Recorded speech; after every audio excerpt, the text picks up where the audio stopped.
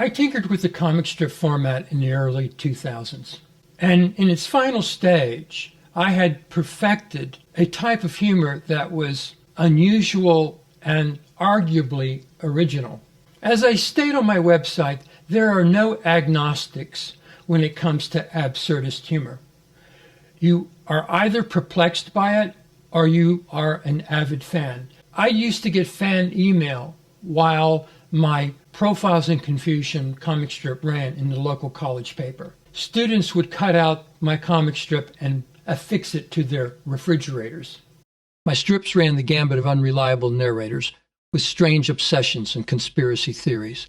Such dedication to weird beliefs requires a good deal of creativity. As a high art form, one may also categorize this type of humor as poetry. There are plenty of these strips to read on my website. Animation was the last thing added to these comic strips. Sound design was one more way to explore these contours of thought. And adding an automated voice, which was still a novel technology at the time, was to throw one more layer of absurdity on top of the pile. I understand how some of you may disapprove of automated voices, but having a robotic narrator recite these strange ideas, as if he is speaking some foreign language, was just to add more icing to the cake.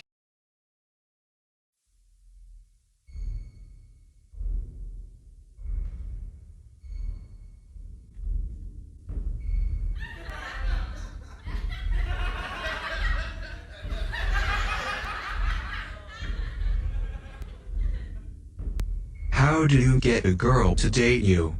This baffles me. How do you get them to go to dark places with you where you can kiss them on the mouth? How do you get them to recline on flat surfaces? Or even return your phone calls? I've never once had a girl return a phone call, even though my phone number is insanely easy to remember. Michael Jackson told me to look at the man in the mirror and ask him to change his ways, but this mirror guy is not listening so good. He has a hand tied to his head for reasons that are not entirely clear to me. He is constantly trying to see his hand out of the corner of his eye, so it's really hard making eye contact with him. Personally, I think talking to this guy is a waste of time. God knows this guy's ways need changing, but I am not burning a lot of calories on this clown. They called it a children's hospital, but it looks like a regular-size hospital to me.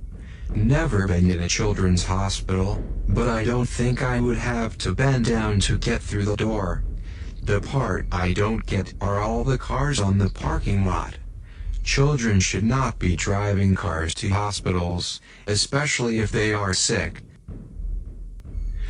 We are young and attractive, and we don't have to listen to you anymore.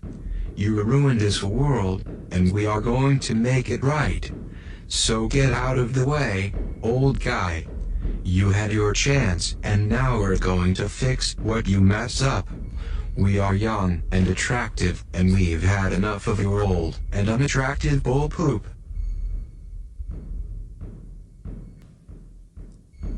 Someone needs to tell you this, and since I am the only quadruped in this forest with a voice box, I will tell you, even though what I have to say is something you won't want to hear.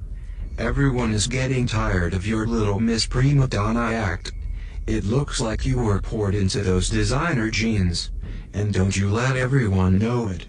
You might be able to eat anything you want and never gain an ounce, but you could afford to lose some attitude. There's a curse on that baby in your belly. That baby's going to bring a world of hurt down on your head. Don't wanna see your face, round hair no more. Never darken my doorstep with that bad seed again. Don't wanna see no horseless carriage rolling by my window with that baby's head sticking out giving me the stink eye. Don't need no trouble what that baby's brung in. What white liquid comes from my belly is yummy. You can put sugar in it, freeze it, and eat it as a dessert. Apart from that, I don't know if my legs are broken, or if I'm just challenged in some way, or what. Apart from the edible bodily fluid business, I'm rather confused.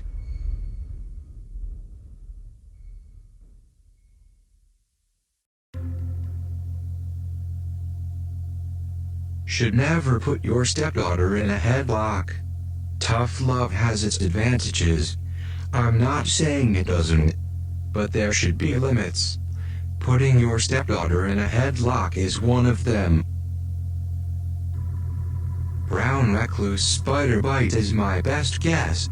Infection's been spreading like a grass fire for days. Hurts like hell. Maybe I should have someone look at it. Can't sleep on my back. Can't wear no shirt, neither.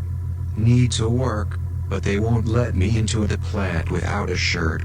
I can understand needing to wear safety goggles and a hard hat on the job, but a shirt?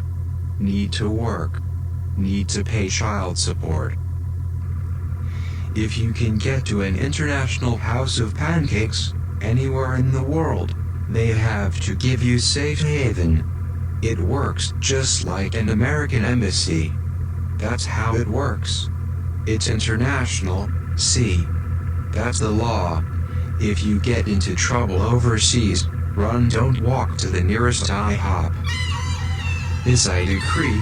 You will wash my feet. You will honor my descendants with an unrivaled banquet of fatty ducks and edible mushrooms, and you will wash my feet. Before the multitude gathered in that place, in the land of Gog and Magog, before the adorned chieftains and their scribes, you will wish everything said here today undone, and wash my feet with your tears.